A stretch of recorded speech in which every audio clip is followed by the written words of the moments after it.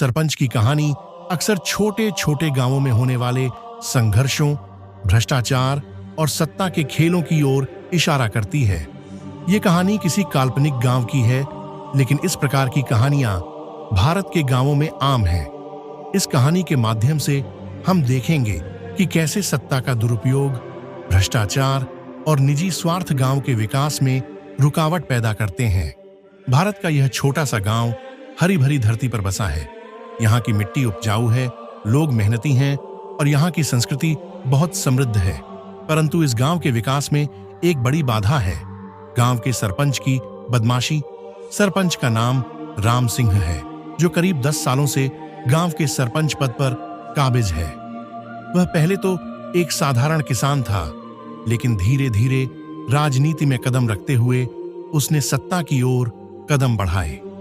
आज राम सिंह गांव का सबसे शक्तिशाली आदमी बन चुका है और उसकी बदमाशी गांव के हर एक कोने में फैली हुई है। राम सिंह का राजनीति में आना एक सामान्य प्रक्रिया नहीं थी। वह अपनी बुद्धिमानी और चालाकी से गांव के गरीब और अशिक्षित लोगों को प्रभावित करने लगा। गांव की पंचायत चुनाव में उसने विकास के बड़े बड़े वादे किए, नए स्कूल बनवाने, सड़कों की मरम्मत करने और पानी की आपूर्ति बेहतर बनाने के। चुनाव के दौरान उसने लोगों को चावल, कपड़े और नकद पैसे बांटे और इससे उसने ग्रामीणों के बीच लोकप्रियता हासिल की।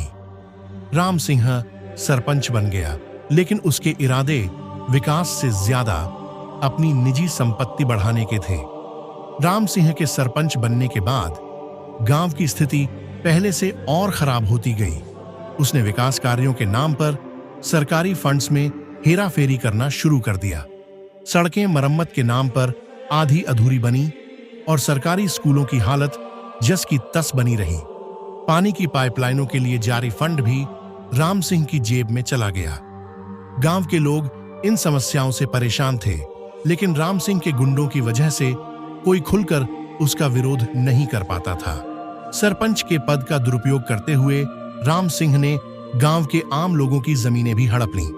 वह लोगों को डराता धमकाता और जो लोग विरोध करने की कोशिश करते उन्हें धमकाकर चुप कर दिया जाता।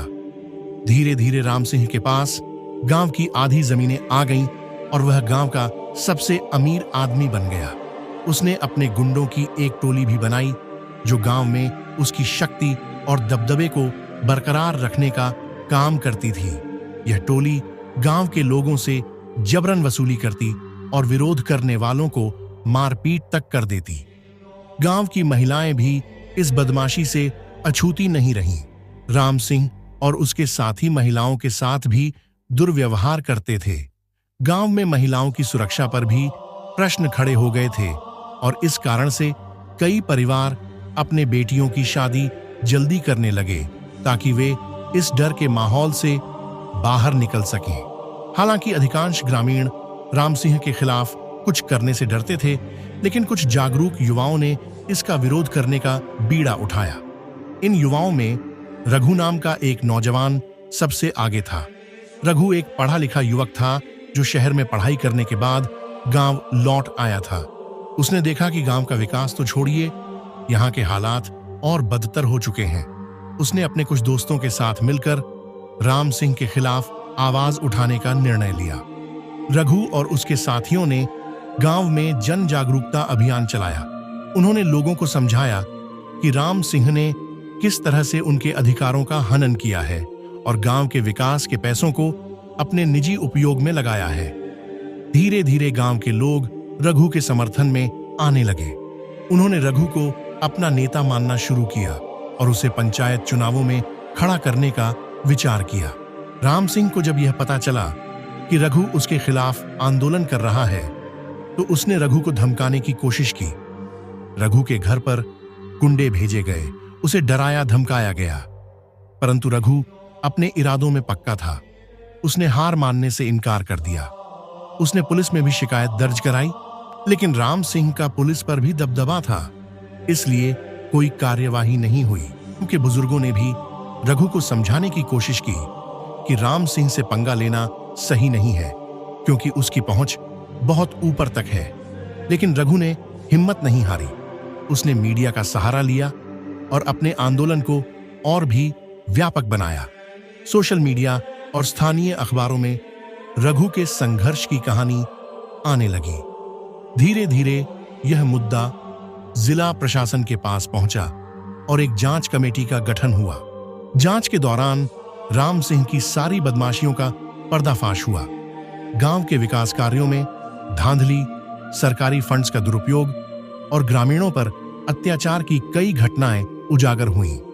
राम सिंह के खिलाफ मुकदमा दर्ज हुआ और उसे सरपंच पद से हटा दिया गया। गांव के लोगों ने राहत की सांस ली। रघु ने पंचायत चुनाव में जीत हासिल की और गांव के विकास के लिए नई योजनाएं बनाई। उसने सबसे पहले गांव की सड़कों की मरम्मत कराई, सरकारी स्कूलों की स्थिति सुधारी और पानी की पाइपलाइनों का काम पूरा करवाया।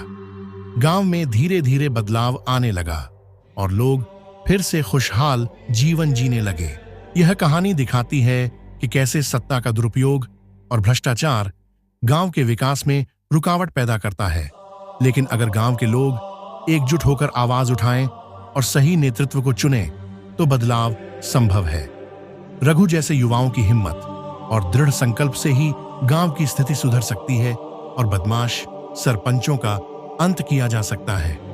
दोस्तों, वीडियो पसंद आई हो तो लाइक करें और चैनल को सब्सक्राइब करें। धन्यवाद।